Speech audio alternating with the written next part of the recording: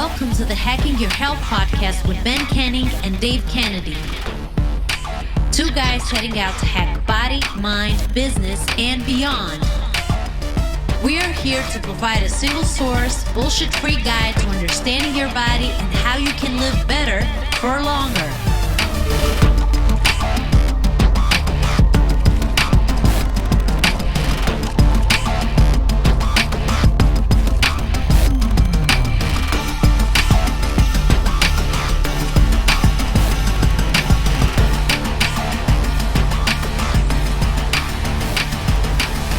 Yo, what is up, everybody? Welcome back. I am Ben Canning. I'm Dave Kennedy. A topless Dave Kennedy, it looks like. Well, listen, this is a salmon-colored shirt, tank shirt. And Who said it's salmon? Who told you it was salmon? Does it say salmon? It looks salmon. It's salmon, okay? It's not pink, it's salmon. Although I would rock pink. Like, I actually have a pink shirt. It's a light pink shirt. This is salmon. Okay. Yeah. It looks good. Whatever color it is, it looks good. But it just looks like the same color as your skin. Well, it's funny. It's funny you actually mentioned that. So I was actually coming out of a conference call yesterday, and I walk out. My kids are watching YouTube, and my son is in charge of the remote. And I look on the screen, and all I see is a completely naked woman. And I'm like, oh my god, what the hell are my kids watching? So I start flipping my shit, and it turns out she was wearing leggings, and it was like skin colored, so it looked like she. And I just glanced at it really quickly. So I had lost my shit with my kids, and they weren't doing anything wrong. So like, Dad, it's leggings. I'm like, oh, okay. All right, then we're good. We're good. Woo. Right. Well, aside from that, what's been going on? How's your week been? Actually, it's been going really good. I've talked on the podcast. I've had a little bit of injuries around my shoulder and like my muscle soreness and tendons kind of not catching up with my muscle growth and everything else around that. So, we did a little bit of a deload, unfortunately. I came out much stronger. How long of a deload did we do? It was 3 days. It was 3 days. I did 3 days. I didn't do anything those 3 days. Okay. And then I actually had to take 2 days off to go get my blood work. So technically it was like a deload-ish type of half of a deload after that. So it was, but it definitely helped out because I'll tell you, I just got done doing a push day.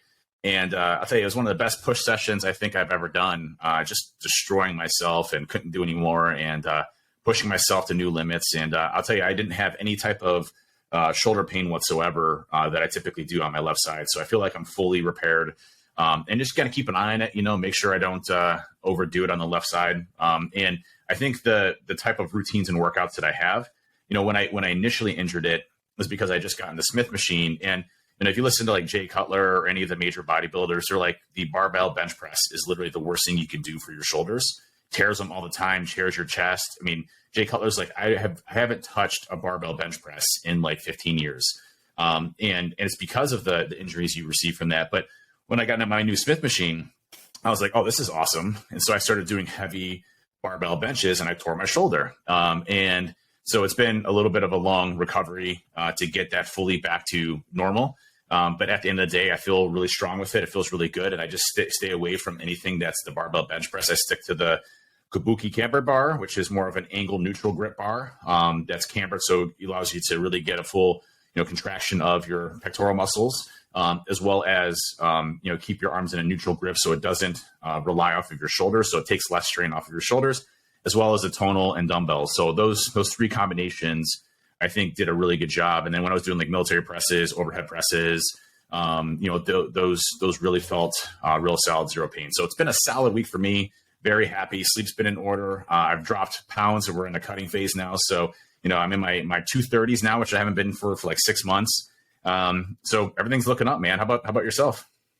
Well, I'll touch on myself in a second. The thing that I want to say about the barbell bench press, because I think that this is it's like an old school, like bro ego, like how much do you bench question? It really is all the time. And my good friend Tamim, that I actually hope we'll get on the podcast one time. He is like, I remember being like 16 or 17 in school and he had a weights bench in his living room and he was like drinking protein shakes and I was like crazy. Every time I see him, so he lives in Qatar, so I don't see him often, but every time I see him, he's like, how much you bench? And I'm like, I still don't fucking do a bench press. Like I still don't do it. But what I want to say is, because there is no or very little mechanical benefit to growing your chest doing a barbell bench press. I think that's a pretty fair statement. If you want to be a powerlifter and get strong doing a barbell bench press, then yeah, all day long. The thing about the Smith machine that I would sort of play devil's advocate with what you said is, if you band it the way that we have done before to take the pressure off whenever you're at the bottom, you can get a lot more from it. Now, I would say it's probably more of an advanced movement because you need to make sure that you have got a proper connection with your chest and you're fully in control. But if you reverse band it, as you come down, the tension will come on the band, the weight will reduce technically. So whenever you're in that sort of weaker position where your shoulders start to come in, you're not pushing as much weight. But then whenever you start to push away, the band starts to lose resistance and then it gets heavier. So where you get stronger. So you can actually work a pretty decent range, generally on an incline, as long as it's banded properly. So don't totally avoid it, set it up properly, but using a regular barbell flat bench, I wouldn't even think of it. And I know today's discussion is going to be very much on like progressive overload and just general weight training type of suggestions. I can't tell you how important that muscle mind connection really is. I used to. It was actually funny. Logan, one of the folks over at Trusted Sec, he saw me at DEF CON and he lifts frequently and things like that. And I had my shirt off when we were at the pool, and he's like, "Dude, I really want to say your chest is really coming in." He's like, "I was actually concerned about it, initially when you first started doing, because it wasn't well defined." And it's interesting because I used to feel like I wasn't really hitting my chest hard when I would be doing certain things. And I really started focusing on, what does a contraction in my chest feel like? What does that look like from, without doing any weights, just coming up and being able to flex that muscle as it's coming up to get that full contraction? What does that look like? And I really spent time developing that muscle mind connection of being able to really get, the full range of movement of that muscle to get to that point. That's the only muscle I've ever had to do that with, by the way. Every other muscle I feel like, I have a really good connection with, and it's going to sound weird because my pectoral muscles hate me. We don't have a good relationship, but it's, everything else we're really connected. Everything else likes me, but my pectoral muscles, still don't like to talk. It's a very desensitive. It's a non-sensitive muscle for me. But I can tell now, today is a great example. I was blowing my chest out and I could feel the muscles just completely fatigued. I was getting a really good range of motion on it. And, I went to complete muscle failure in all of those and kept hitting it as hard as I could so that I can, maximize strength and muscle hypertrophy, strength size, or hypertrophy is the size and growth of your muscle, so that we could, I can do it again next week and get stronger. So, that muscle mind connection, I can't emphasize as much important. It's actually backed by science. If you listen to the Huberman, Andrew Huberman podcast, talks about. I'm going to go to his event. I'm going to go to his event in New York. I wish I could. I'm doing so much travel these next few months. It's funny. I was actually laughing with Daniel. I was like, I'm going to get a T-shirt printed, being like, what do we say? Like, discipline over dopamine. To really put boss in the audience. Or awesome. Inverted comments, science based. Well, I've actually planned all my flights around how I can get there and enough time to go do the gym. So I got my flights, I think, all worked out and hammered out. But I can't wait to see you soon. And I'll be flying over to BrewCon for Belgium. We're going to go to Belfast and hang out and have a good time. So really excited to see you in your home grounds versus always mine. I'm going to. I basically planned the time around where we're going to train and where we're going to eat. I think that's pretty. That's all that matters. Yeah. That's all that matters. So number one of the things that we sort of said at the start of the moving into surplus is that's what we wanted to work on, because we both said that was one of your sort of lagging body parts are not strong.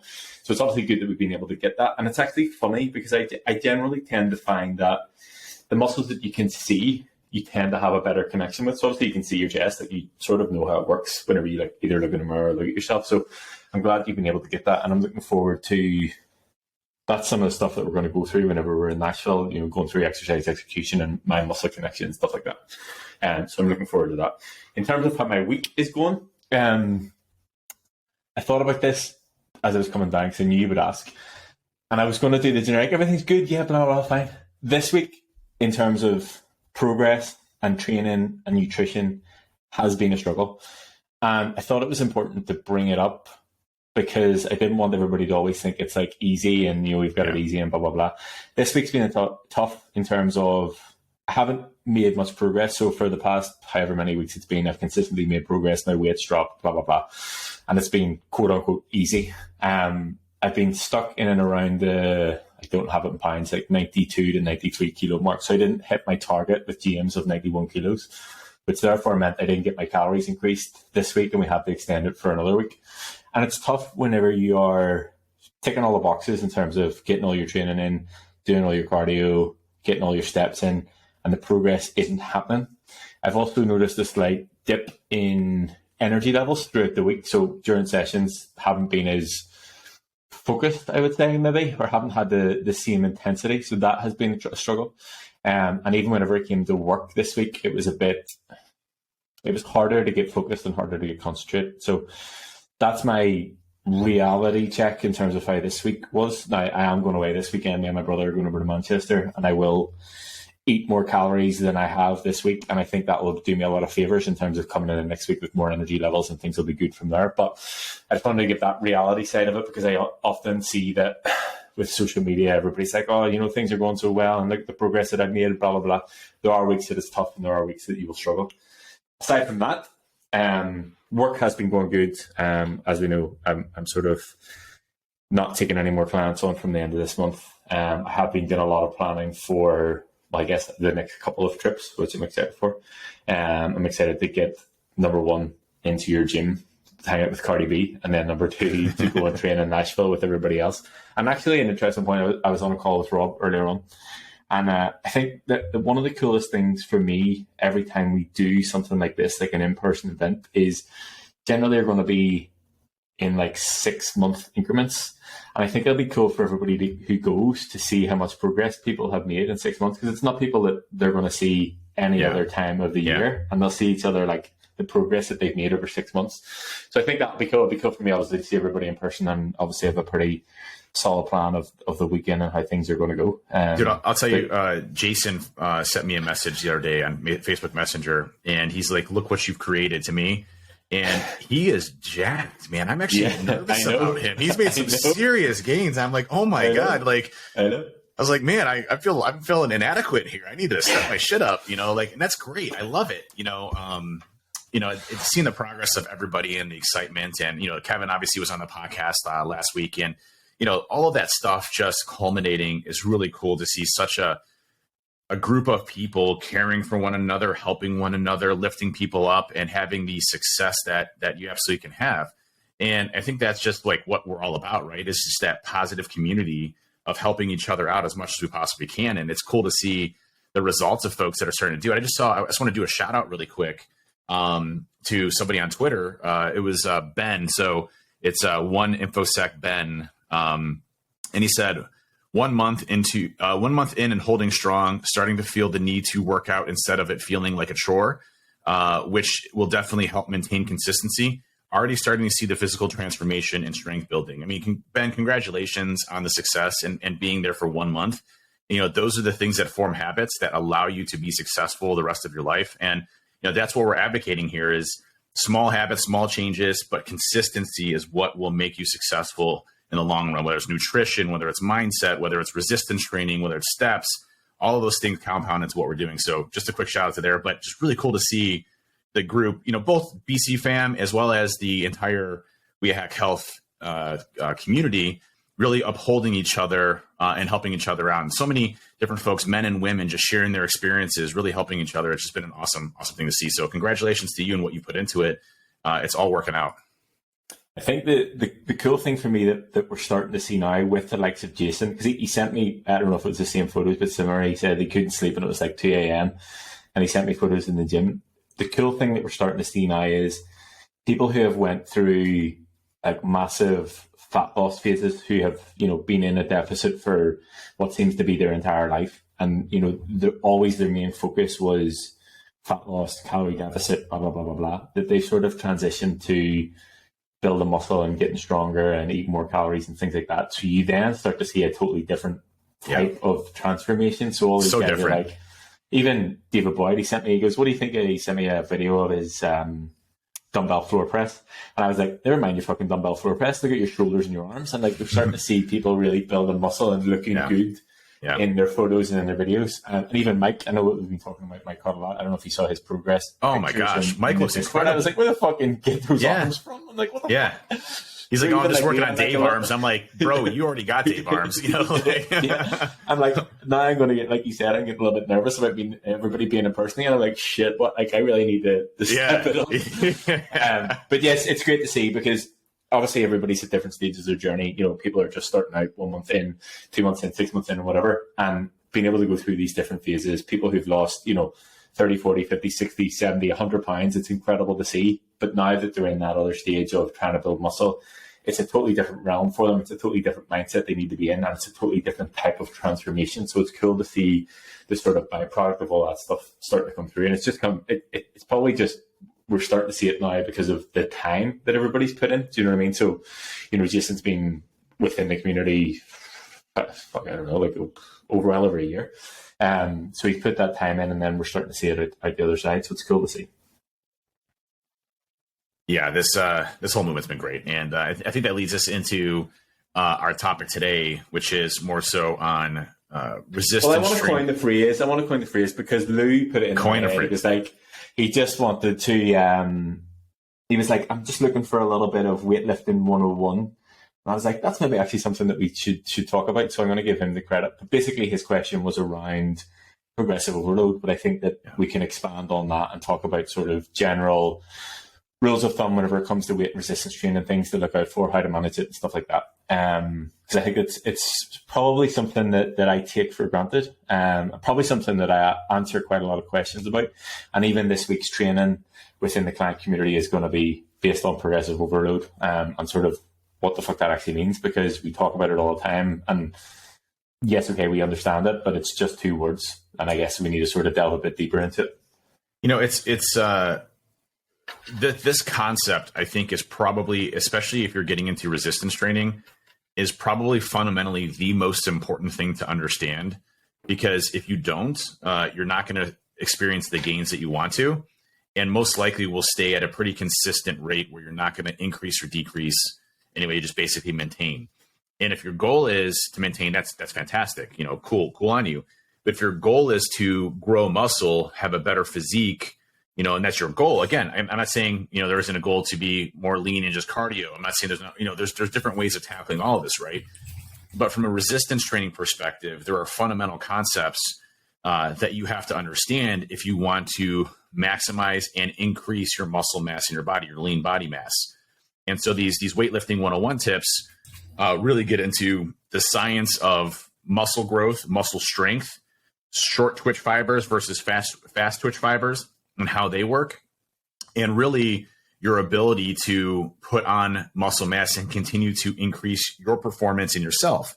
When we talk about PRs, personal records, we're talking about beating ourselves, which means that we had to beat ourselves prior to that to get to a different level. We're continuously progressing forward, which is kind of gets into the progressive overload situation, but we're continuously progressing forward and tackling our muscles in different ways that allow us to increase either strength or muscle size or both to get to those desired results. And by the way, you can be a massively big muscular person and still be incredibly weak from a strength perspective.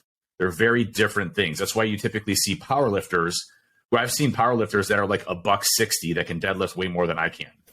So size doesn't matter in the case of strength, but size absolutely matters in the case of muscle hypertrophy and growth. And there's different ways of hitting your muscles based off of that. I think that's what we need to get into and talk to, because, when I first started it, thank God I had a trainer that programmed my things so that we maximize those efforts. But without a trainer, if you don't know what you're doing, you're just going to stay that, it's very potential. If you're not pushing yourself hard enough, you will stay the same and you will not get the desired results that you want to. And for me, I always say on this podcast, that is my biggest fear. My biggest fear is going to the gym next year and being exactly the same. All that work, all that effort, all of that pushing to be the same and not better. No, thank you. I'm going to maximize the living hell out of my body, beat it up, and get better every single day. Yeah, I think that, before we get into the progressive overload, I put the question into the Discord chat within the BC fam to see, was there anything that anybody has learnt from me, has benefited from, something they wish they knew sooner, to see what they sort of said, to get their insight on it. Because I often think that, this is stuff that I talk about all the time. So I want to make sure that they're as involved in the conversation as possible to see whether I'm actually doing a good job in terms of educating you guys along the way. And a couple of people mentioned about tracking your workouts. And I think that this is a fundamental part of progressive overload, because if you don't have a record of what you did the last time, how the fuck are you going to know what you need to do this time? And that is one thing that changed dramatically whenever I started training with Callum. He was like, you need to track your workouts. And people were like, oh yeah, you know, I just do lat pull down and know what I did last time. And I'm like, bullshit. Like, you probably can't even remember what you had for dinner last night, let alone how many reps you did on the machine on the specific day and what you did last week during that session. So tracking your workout, you can either track it using an app. Obviously, you guys have access to the True Coach app. You can track it there. Some other guys use different apps. I track on pen and paper, like old school, because it keeps me disconnected from my phone. I literally just write it out, draw it out as I go in. And actually, that's a sort of mental cue for me when I sit here and I write my workout in that I'm going to stop work and go to the gym. So logging your workouts and having a record of it to know exactly where you need to be this week versus last week, it gives me when I get to the gym and I open up and I go, okay, you know, incline dumbbell bench press. Last week I got 8 reps at, I'm going to talk in kilos because that's what I write it down in. Last week I got 8 reps at 45 kilos. Sure hit know that I'm going to do everything in my power to get 9 reps, 10 reps, whatever it is, that one extra rep, whatever the fuck it is that you need to progress. And that's where we start talk about progressive overload. If you Google progressive overload definition, progressive overload is when you gradually increase the weight frequency or number of repetitions in your strength training routine. For me, which equates to volume, right? Yeah, which equates to overall volume. For me, what I would talk about or how I look at it is basically everybody that I program workout for will have a rep range. The reason I give a range is because that's the range that we progress in. So for example, if we take 8 to 12 reps, this week, if you get 10 reps at 100 pounds, whatever the weight is, next week you need to get 11 or 12 or potentially 13 or more. Like, you don't need to stop at the upper rep range just because that's where the number is. Like, do push it. Once you hit the upper rep range, that's whenever you then increase the weight. Now, it doesn't need to be add 20 pounds, 30 pounds, 40 pounds, unless you're Dave. You know, you can add 5 pounds and that is progress. Obviously, whenever you add weight, you're going to do lower amount of reps, and then you'll be maybe down 7 reps, 8 reps or whatever, and then that's how the cycle continues. So you max out the rep range and then you up the weight. Once you up the weight, you'll have lower reps, then you do rinse and repeat. And that's how I would look at progressive overload over time. Caveat to that is obviously we can't progress at the same rate forever. So I'll always say to you guys, if you go 3 weeks without progressing in an exercise, let me know and I'll swap it out for something else, because we can do something that's the same muscle group but a slightly different movement that will allow us to continue to progress, because we could be doing a program that's 4, 5, 6 months long, and there's no way you can progress every week in every exercise for that entire amount of time. Yeah, and with progressive overload, again, what we're trying to do from like a science perspective and how our bodies actually work is we're basically saying to the muscle, and especially as we start to, let's just say, in Ben's example, let's just say we're doing 50 pounds at 10 reps. You know, that's that week. And so your muscles are like, oh man, I can't do that. I need to build strength in order for me to accomplish this, and growth in order for me to accomplish this. So the next week we're going even heavier, telling the muscle that the type of job that we're doing still isn't adequate enough. You still need to keep building muscle.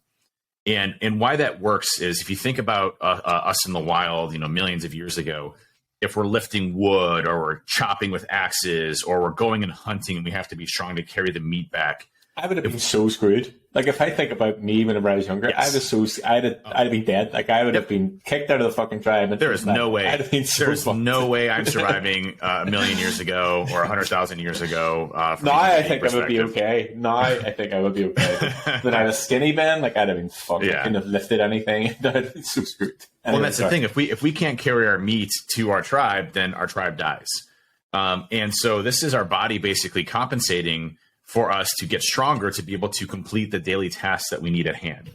And that's why, you know, when you look at people that, you know, are doing heavy labor and work, they typically are very strong. Now, here's the difference. You know, you can eat horribly from a nutritional perspective and still be massively strong. You know, you see this very heavily in like the powerlifting side of the house. I'm not saying that's consistent across the board. These folks are ridiculously amazing, but a lot of times they don't have the same physique, for example, as a bodybuilder that's focused on, lean nutrition and staying as skinny as you possibly can while building the muscle or doing cutting and bulking phases and things like that. But again, what we're trying to accomplish here is to overload the muscle to increase either strength or size. Now, there's a difference between short twitch fibers and fast twitch fibers in our muscles. The fast twitch fibers are what gets us the explosive, immediate strength, okay? And when you're looking at like powerlifters, for example, they typically stay in the low rep ranges, anywhere between 1 to 8 at a maximum rep range, and they're just lifting heavy as all heck. That is going to increase your strength. It will also increase muscle, but probably not as fast as if you were doing more so, a little bit lighter weight, but higher rep ranges to fatigue the muscle out even more from an endurance perspective. So you have strength, muscle size, and endurance are kind of the three different parts of how your muscles actually operate and work. And so, for me, what I've kind of found a home in is a combination of powerlifting and bodybuilding, which is power building, which my first few compound movements that I have, the very first compound movement is extremely heavy. So if that's my bench press, if that's my deadlift, if that's my squat, I typically will go very, very heavy, in my 80 percentile perspective and try to knock out, anywhere between, 3 to 8 rep ranges in those until I can't do any more. And then the rest of my exercises are all usually in the 10 to 15 to 20 rep range as I'm trying to burn out my muscles and hit the muscles from different ways.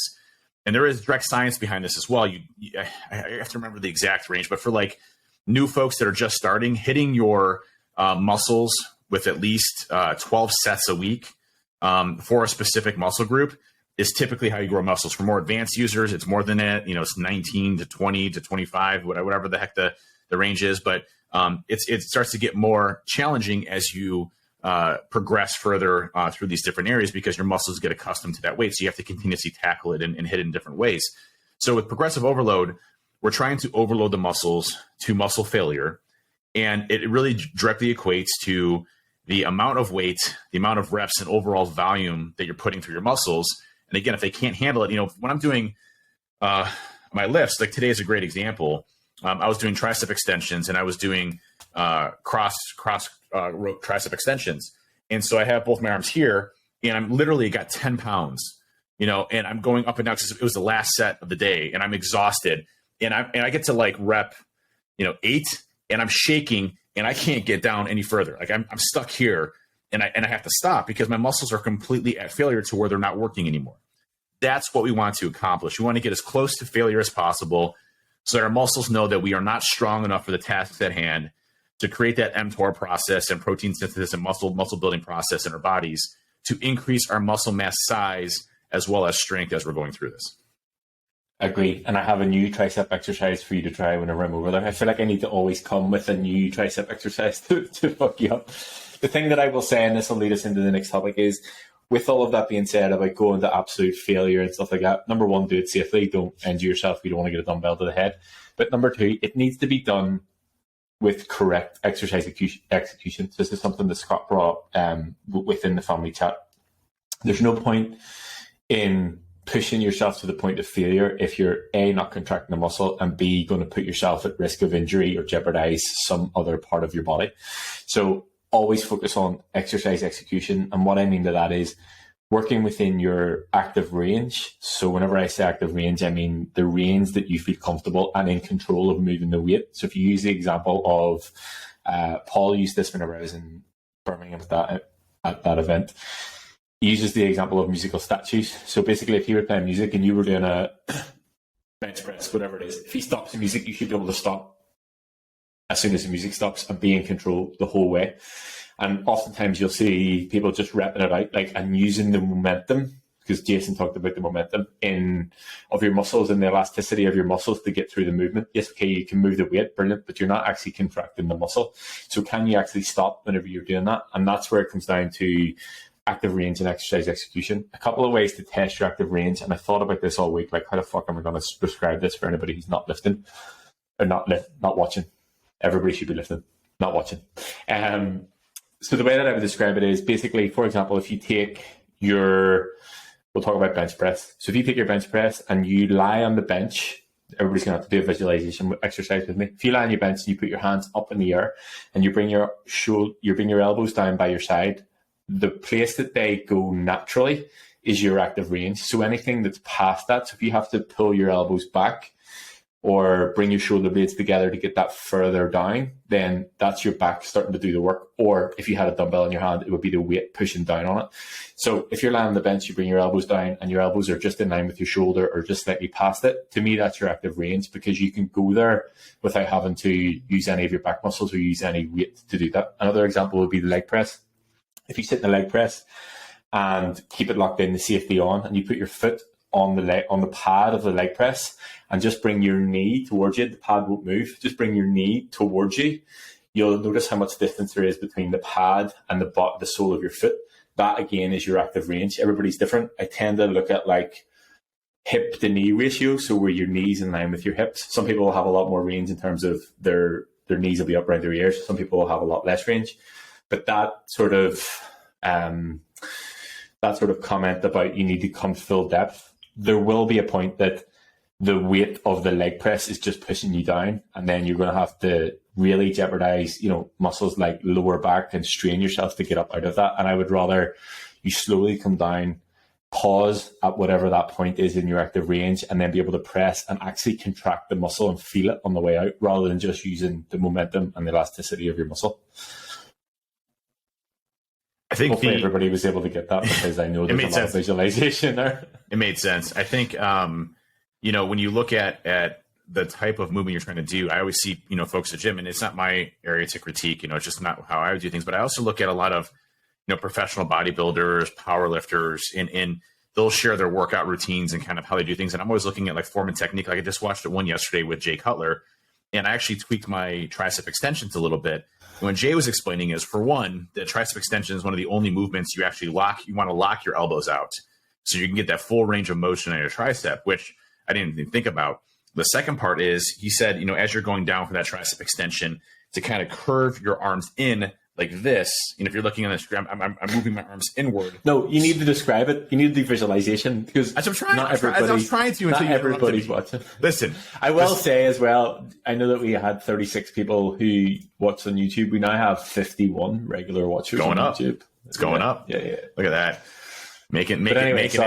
No, you're good. So when you pull down, you're basically taking your hands. Obviously, you're keeping your elbows as close to your side of your body as possible, and you're coming down for that full contraction, locking your arms out. But you're also kind of twisting your hands at an angle so that you can get that full flex of the tricep muscle as you're coming down.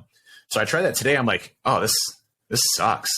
Like, I didn't even think about that. Like, just little tiny tweaks that you can do to introduce things as you start to look at these. But, form and technique, and also, don't bang through your sets as fast as possible. I mean, when I'm doing it, I'm trying to, go up and down very controlled and very slow, especially, explosive power up, slow, movement down, explosive power up. It's what we call tempo. Thanks, Ben.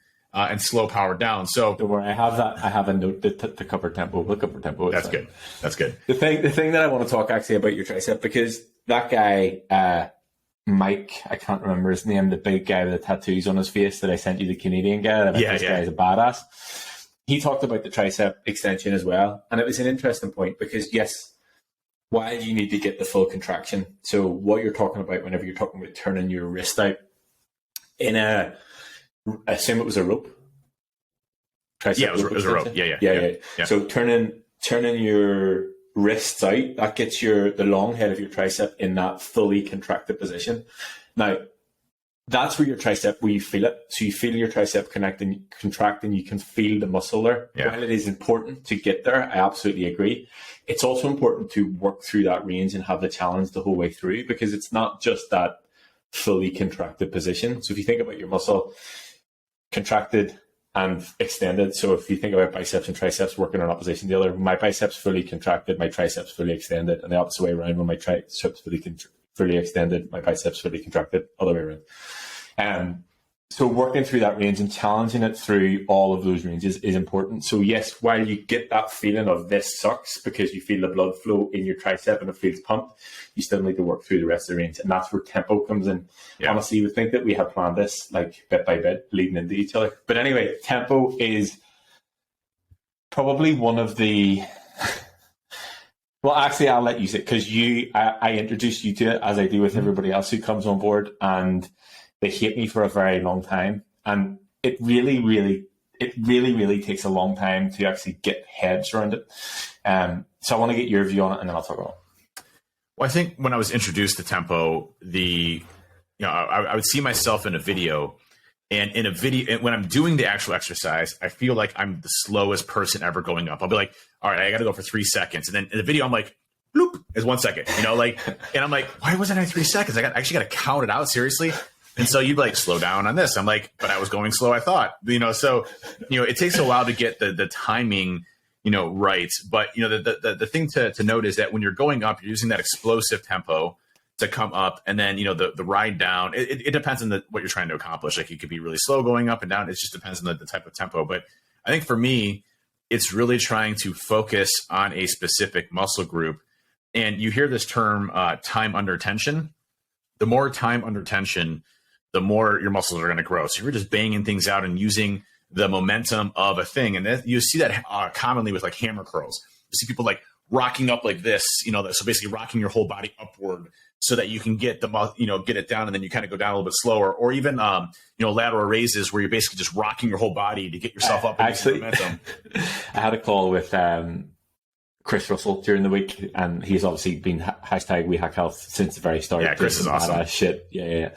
And we were chatting about lateral raises, and he was talking about, young kids he sees in the gym, and they're like, banging out 45-pound dumbbells and like just swinging them, and it's just like, you're going to so fuck yourself and jack your shoulder up so bad. And I have people clients talk to me all the time, like, I'm really not progressing on lateral raises. I'm like, what weight are you doing? And it could be like, 10 pounds or 12 pounds. I'm like, that's what you need to do. Like, you don't need to be doing anything. Like, think about the size of that muscle compared to the size of this muscle or that muscle or whatever else. It's a small fucking muscle. It can take a lot in terms of a lot of reps, but you can't do it with a lot of weight to actually get a proper contraction, especially like trying to actually contract that muscle up. And this is where sort of tempo falls into that. That's why I really like movements that take out of the equation of your back. So if I'm doing military presses, I'll do it sitting down. So that I can honestly focus on not using my back as a crutch, and really put the emphasis on my shoulders as I start to go up. Same thing when I'm doing, other exercises, like making sure I'm just slightly a little bit forward, so I'm not arching my back so that it causes, issues with that. But, with the lateral raises as an example, I mean, I'm typically using 15 to 20 pounds and just burning the living hell out of my muscles. And it sucks. It sucks. It hurts. Like, and especially if you do it controlled, again, not using the momentum, but you're just slowly raising your arms as you're coming up, slowly raising your arms as going down. I mean, like with 15 pounds, I get to like the 9th or 10th rep. I'm like, I hate my life right now. So lateral raises is actually, this is how I introduced clients to tempo on their first session whenever I was doing one-to-one coaching.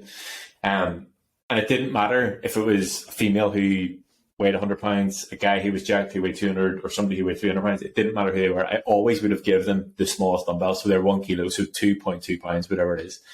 And they would always look at me like, what the fuck am I going to do with these? Like, the ones off the top rack that sit in a separate rack that nobody ever lifts. And I hand them to them. And they're like, yeah, whatever. I'm like, right, lateral raises, corrective form, all the bits that I need to do, talk about directive range, talk about the tempo. And genuinely within like 12 to 15 reps, their entire body's shaking and they're like almost in tears. And they're like, this is where I can teach you that the weight doesn't have to be massive to get the stimulus on the muscle. And it was always one of my favorite things to do. I would leave it to about 2/3 of the way through the session because they're feeling good and they're feeling confident with everything else. I'm like, I'm going to fuck you up with this 1 kilo dumbbell. But yes, so that's where the tempo will always come in. A side note on you reminded me of the thing there of Helmy, actually, who is a big boy. Helmy's a boy. Yeah. I actually, who did I saw a picture? Someone saw a picture of him recently. I don't know who it was, but he's like, I remember Kevin, but he's like, Helmy is a really big boy. Because I shared his thing in Instagram. He was like, actually, he's a big boy. I was like, yeah, he's a big boy. I actually need to. We'll train at his gym one time. Yeah, dude, I'd love to. Oh my god, I would love to live with Helmy. But you're talking about sitting down to do your overhead press. I remember this as clear as day whenever we used to work in Gymco. So he used to do his overhead press seated, but normal humans like you and I would do it in the rack and start here. Yeah. No. He has the bar sat in front of him. So you can imagine it's not like, it's not like 80 pounds. There's I remember it being 120 kilos. So whatever that is, like 250 pounds, something like that. So he gets ready, the bar is sat in front of him, and he just picks it up and just fucking yoinks it up and holds it and then sits down with it. I'm like, normal people don't do that. And then just starts whipping it out over his head. But yes, he's a whole totally different ballgame. No longer pursuing a career in bodybuilding though. After the last conversation I had with him, just to let everybody know who's concerned about Helmy and his bodybuilding career.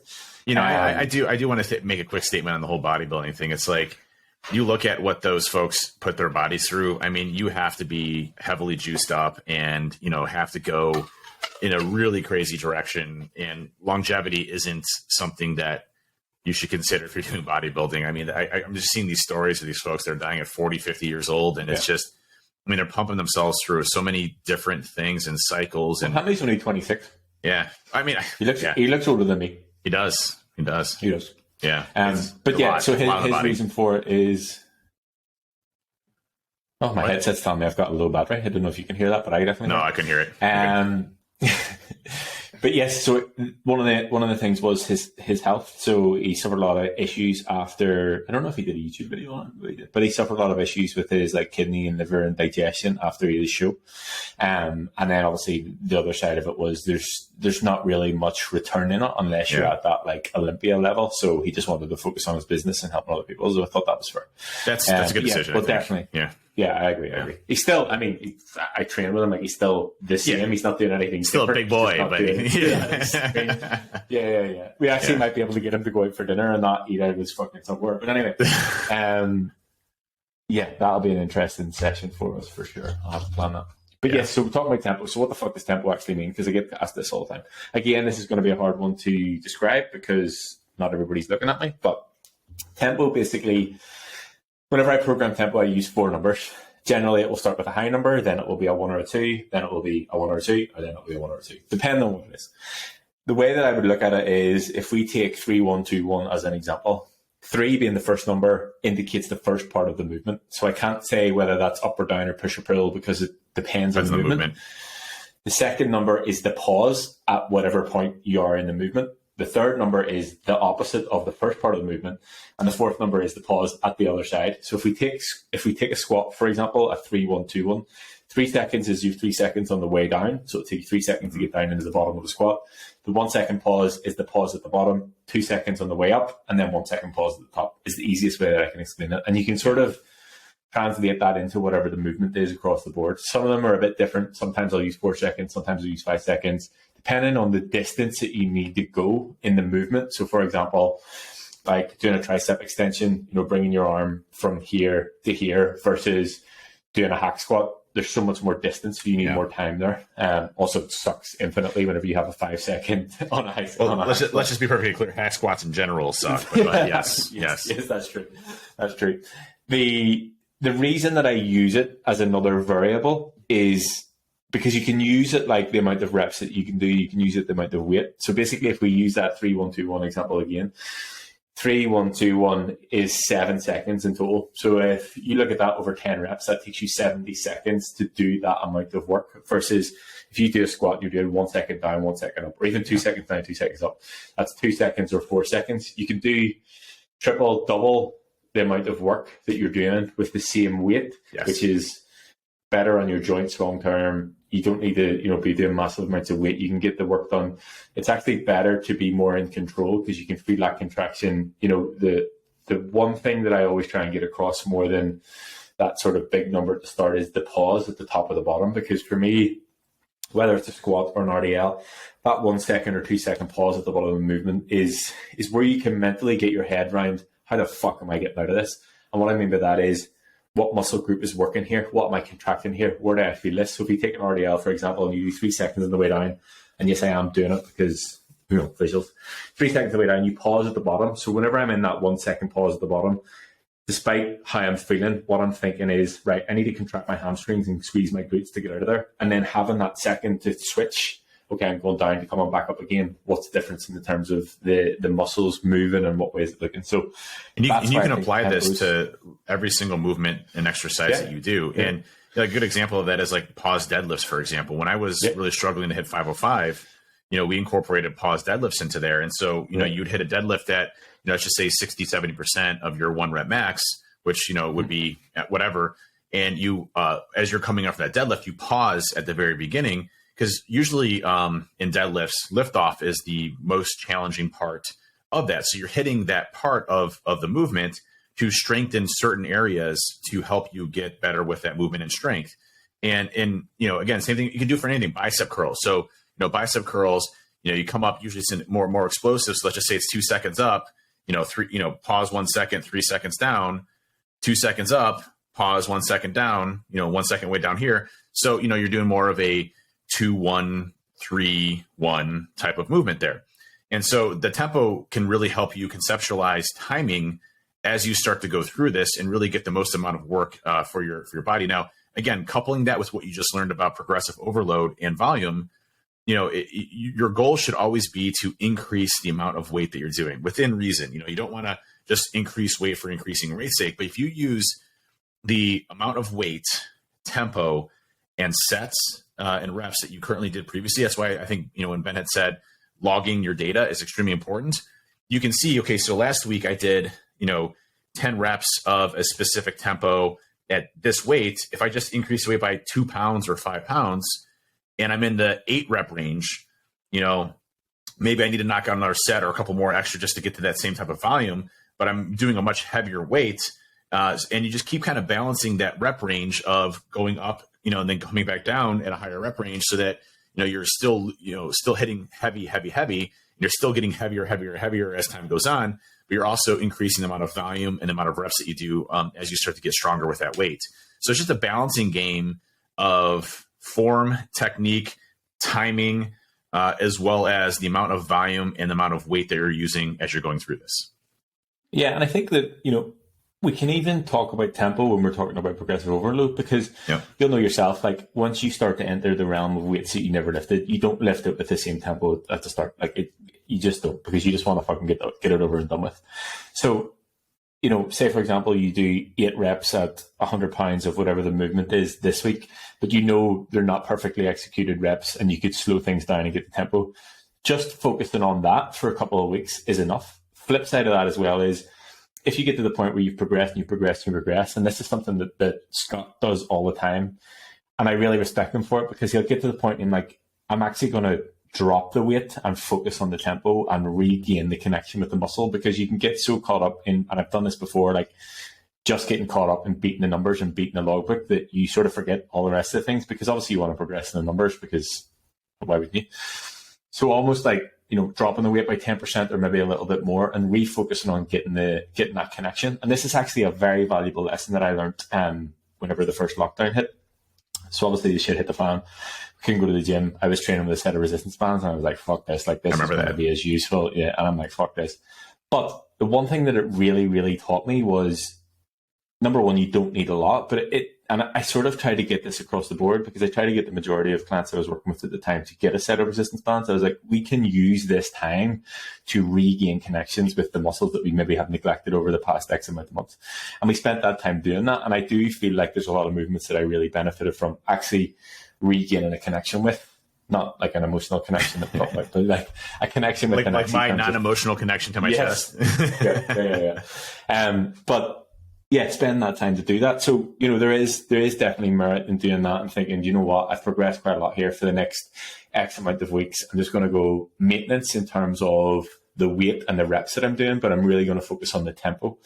And I realized that one of the biggest things that comes across with tempo people at the start, because they're trying to count their reps, trying to count their tempo, trying to count everything and be aware of everything that's going on. And it's a total shit show.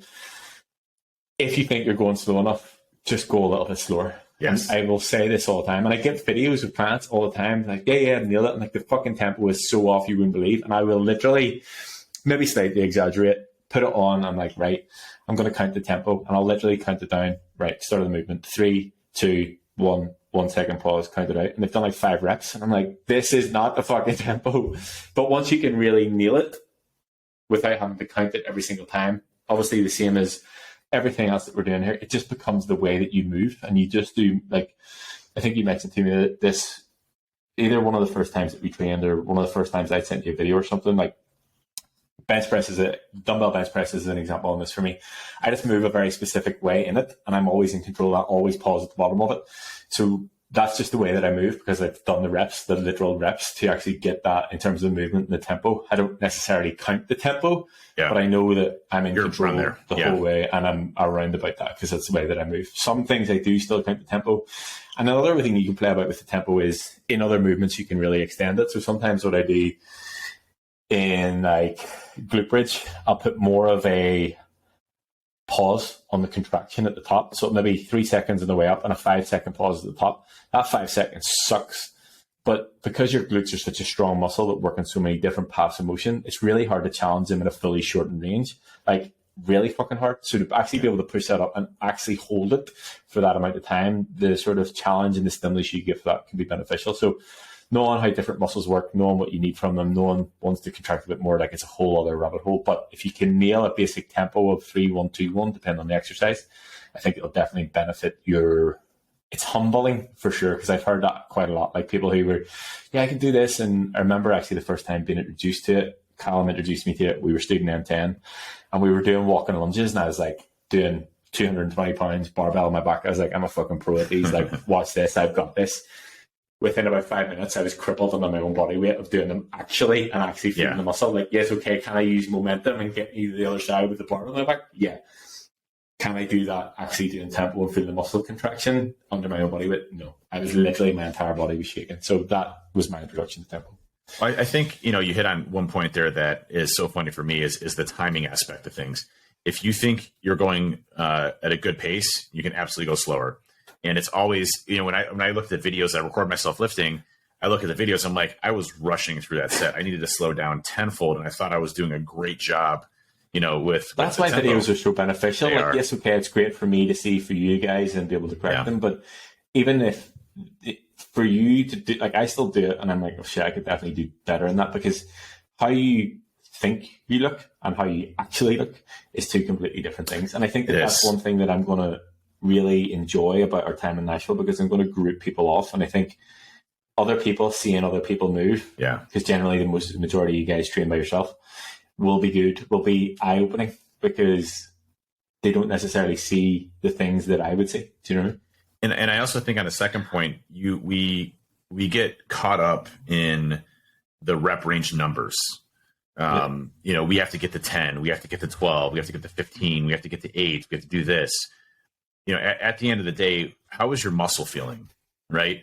What's the feelings of your muscles? Are they upset with you? Then that's a good thing. Like a meme of like flex with your chest. Muscles sitting. It's like, I'm angry at you. I'm not going to flex today. But no, but I mean, but you think about it. I mean, when you're doing tempo and you're going slow, even if you hit 6, that is perfect. Like if you're hitting that muscle fatigue and contraction that is so important during this period of time of you trying to burn your muscles out from a muscle fatigue perspective and progressive overload, the time under tension that you have in those exercises are what's going to be some of the most valuable things to hit new peaks and really get you out of those plateaus. And plateaus being, where you're not making any progression or moving upward.